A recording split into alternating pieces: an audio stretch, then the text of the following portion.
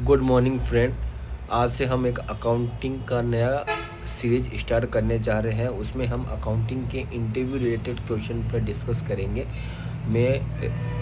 मैं रेगुलर एक topic choose करूँगा, उस पे मैं आपसे डिस्कस करूँगा। उसके बाद उसके पूरे फंडामेंटल्स, उसके क्या क्या क्वेश्चन बन सकते हैं, उस पे हम सब डिस्कस करेंगे।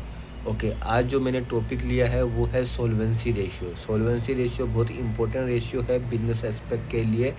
अगर हमें बिजनेस की लॉन्ग टर्म सिचुएशन क्या जानना हो और आगे बिजनेस कैसे क्या परफॉर्म करेगा, तो हमारे लिए सबसे इम्पोर्टेंट फैक्टर रहता है वो है सॉल्वेंसी रेशियो। ओके, हम डिस्कस करने जा रहे हैं सॉल्वेंसी रेशियो क्या होता है। जैसे कि नाम से हम समझ सकते हैं, सॉल्वेंसी रेशियो मीन्स सॉल्वेंट, मतलब हमने किसी से पैसा लिया है तो हम उसको पैसे को टाइम पे दे पा रहे हैं कि नहीं पा रहे हैं। अगर फॉर एग्जांपल अगर बिजनेस पॉइंट ऑफ व्यू से बात करें तो सॉल्वेंसी रेशियो ऐसा रेशियो होता है जिससे हमने किसी से पैसा उधार लिया है और वो पैसा उधार जो हमने लिया है वो 1 साल से ज़्यादा लिया है। For example in the simple words, मतलब पैसा हमने 1 साल से ज़्यादा लिया है। तो सॉल्वेंसी रेशियो में क्या क्या आते हैं वो हम डिस्कस कर लेते हैं। जैसे कि लॉन्ग टर्म डेप्ट, business loan, government lease and financial lease and government bond.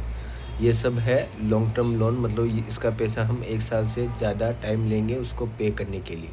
अगर आपका सॉल्वेंसी रेशियो कम है तो ये एक अच्छी सिचुएशन है, आपका बिजनेस गुड कंडीशन में है क्योंकि आप पैसा लेते हो और आप पैसा वापस पे कर देते हो। अगर आपका सॉल्वेंसी रेशियो हायर है तो एक रिस्क फैक्टर है बिजनेस के लिए कि मीन्स आप पैसा ले सकते हो पर आप उसको पेमेंट के लिए एलिजिबल नहीं हो। तो हम डिस्कस करेंगे सॉल्वेंसी रेशियो में सबसे पहले डेब्ट इक्विटी रेशियो। जैसे कि नाम से पता चल रहा है, डेब्ट इक्विटी रेशियो मतलब टोटल उधार आपने कितना लिया है। तो इसका फॉर्मूला भी अपने को कोई भी चीज़ याद नहीं करनी है, अपने को कॉन्सेप्ट समझना है। अगर आप कॉन्सेप्ट समझ लेते हो तो आप इंटरव्यू में अच्छा परफॉर्म कर पाओगे बगैर रटे, बगैर कुछ याद किए। तो जैसे कि नाम सजेस्ट है, टोटल डेब्ट इक्विटी रेशियो मतलब टोटल डेब्ट या लॉन्ग टर्म डेब्ट, मतलब आपने अभी तक के कंपनी के लिए कितना पैसा उधार लिया है। और अपोन में अपन क्या लिखेंगे, टोटल इक्विटी शेयर होल्डर्स और total equity of the company means उसमें बिजनेसमैन ने कितना पैसा लगाया है। तो हम सपोज करें, एग्जांपल करें कि मिस्टर राम है, उन्होंने 50,000 का लोन लिया है और उन्होंने अपने बिजनेस में 1 लाख रुपए इन्वेस्ट किया है। तो उनका जो डेब्ट इक्विटी रेशियो क्या आएगा, 0.51/1। तो ये एक अच्छा रेशियो है क्योंकि रेशियो बहुत कम है। अगर हम नेगेटिव साइड जाएँ, अगर किसी ने सपोज करो 50 लाख का तो लोन ले लिया है और उन्होंने लाख रुपए का इन्वेस्ट किया है बिजनेस में इक्विटी, मतलब ये एक टाइप का नेगेटिव फैक्टर है। तो इससे ये अपन ये समझ सकते हैं कि ये बिज़नेस इन फ्यूचर चलने वाला नहीं है। तो आइडियल कंडीशन में डेब्ट इक्विटी रेशियो जो होता है वो होता है 2:1, और ये डिपेंड करता है industry to industry, but ideal जो रेशियो रहता है वो यही रहता है 2:1।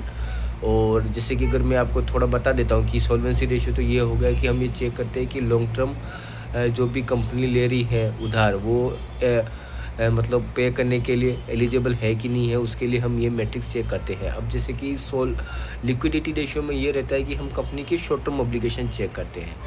Thank you very much friend for giving your time. मैंने ये वीडियो बहुत मेहनत से बनाई है, आप इसको लाइक कीजिए और आपका ये जो मैं वीडियो बना रहा हूँ आपको डेफिनेटली इंटरव्यू में हेल्प करने वाला है। पहले मैं इसका वीडियो हिंदी में बनाऊँगा और फिर मेरे जो भी यूके यूएसए के जो भी मेरे फ्रेंड्स हैं और फॉरेन साइड के फ्रेंड हैं उनके लिए मैं ये वीडियो इंग्लिश में भी बनाऊँगा। तो मैं आशा करता हूँ कि आपको ये टॉपिक समझ में आ गया। Thank you very much.